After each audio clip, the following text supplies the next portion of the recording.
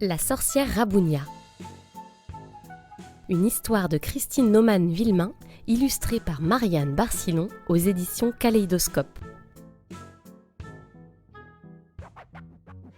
La sorcière Rabounia habitait dans l'histoire intitulée Potions et araignées entre la page 56 et la page 63 du grand recueil des histoires pour le soir.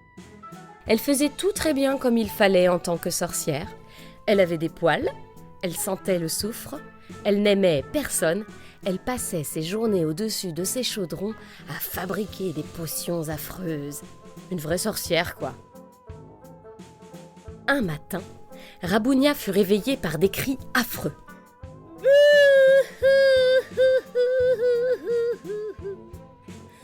J'ai perdu mon doudou. Ah, Pédra et face de migale, qui ose me réveiller?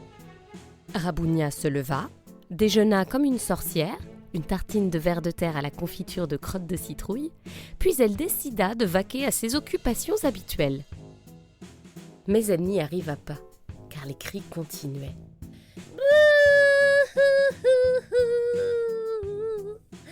Aidez-moi, j'ai perdu mon doudou.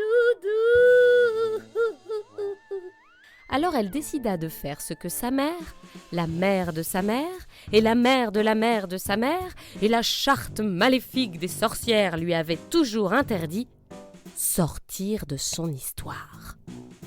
Ça ne se fait pas. On ne sort jamais de son histoire, c'est ainsi. Mais Rabounia était au bord de la crise de nerfs, alors elle mit ses baskets et sortit de son histoire. Guidée par les cris, elle traversa l'histoire du dragon chinois amoureux, celle du chevalier qui voulait devenir maître d'école, celle de la galette sans fèves, et elle arriva dans l'histoire du petit lapin qui avait perdu son doudou, page 86. Mon papa, j'ai perdu mon papa. Bon, mon petit gars, je vais être clair. Tu te tais ou je te transforme en pâté. Je m'en fiche. Sans mon doudou, la vie ne vaut pas le coup. Rabounia était stupéfaite. Quoi? Mais qu'est-ce que c'est que ce truc tellement fabuleux? Pas mon doudou, mon papa, mon nana, mon poudoudou, quoi?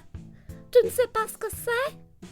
La sorcière dut reconnaître qu'en effet, elle n'en avait aucune idée. Le petit lapin lui expliqua. C'est carré comme ça. C'est rose et ça me fait tout doux. Fastoche! S'écria Rabounia. Je vais te faire ça. Et comme ça, tu me laisses tranquille, hein? Et voilà! Mais le petit lapin ne fut guère enthousiaste.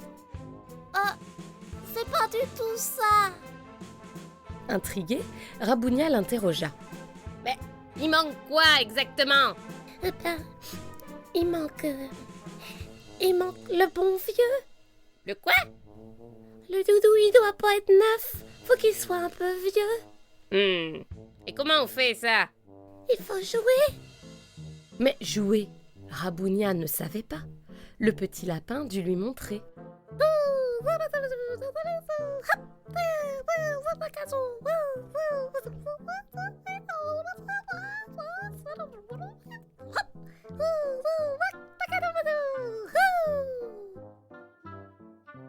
Ah, voilà! S'exclama Rabounia. Maintenant, je peux retourner dans mon histoire. Salut!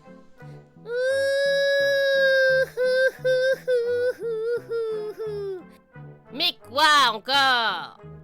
C'est pas vrai, mon doudou! Oh, il manque quoi? Eh ben, il manque l'odeur de doudou. Rabounia répliqua. Une odeur? Facile, je suis spécialiste en odeur. Voyons, tu veux quoi? Putois d'automne? Chameau farci? Chevreau au minster? Ben non, il faut une odeur de dos. Rabounia était un peu déstabilisée. Et on fait comment? Faut des câlins, et puis des papouilles, et puis des petits bisous. À ce truc-là? Et non, à moi. Et puis après le doudou sans le doux. Bon, Soupira Rabounia. Et si je fais ce cas machin, là, je retourne dans mon histoire et tu ne fais plus aucun bruit, c'est d'accord? C'est d'accord. Bon, fais-moi voir comment on s'y prend. Alors voilà, les bras comme ça. Rabounia trouva les gestes fort étranges, mais pas vraiment inconfortables. Au bout d'un temps qui ne sembla pas si long, la sorcière demanda. Bon, ça y est? Y a tout ce qu'il faut, ton truc? Il est pas assez mou. Tu m'énerves, toi! C'est que je n'ai aucune potion pour rendre mou. Je peux changer des gens en statues, les transformer en animaux, mais rendre mou... C'est pas difficile. Il faut l'enrouler autour de son pouce et puis s'endormir dessus pendant la chanson. La chanson? Quelle chanson? La chanson pour faire dodo. Mais c'est que je n'en connais pas, moi, de chansons. Je connais des formules magiques, des incantations, des anathèmes, mais pas de chansons. Voilà ce que c'est que de sortir de son histoire. Je vais t'en chanter une, dit le petit lapin. Dors, dors, petite vieille chose, dors, dors et tout devient rose. Les sorcières n'ont plus besoin de rien, elles ont leur petit pimpin. À toi. La sorcière chanta. Pas très joliment, mais juste assez bien pour que le petit lapin s'endorme. Alors, Rabounia, tout doucement, posa le petit lapin et retourna dans son histoire. Alors qu'elle ôtait ses chaussures, elle entendit crier « Wouhouhou !» Oh non, c'est pas vrai! Il va pas recommencer! Mais le petit lapin s'écria « Wouhou! Merci vieille ma-mère, t'es super! » Ouais, maugréa Rabounia. c'est pas tout ça, j'ai des trucs à faire. Elle reprit le cours de son histoire. Mais le soir, en se couchant dans son grand lit tout noir, elle serrait entre ses doigts un tout petit morceau de tissu rose.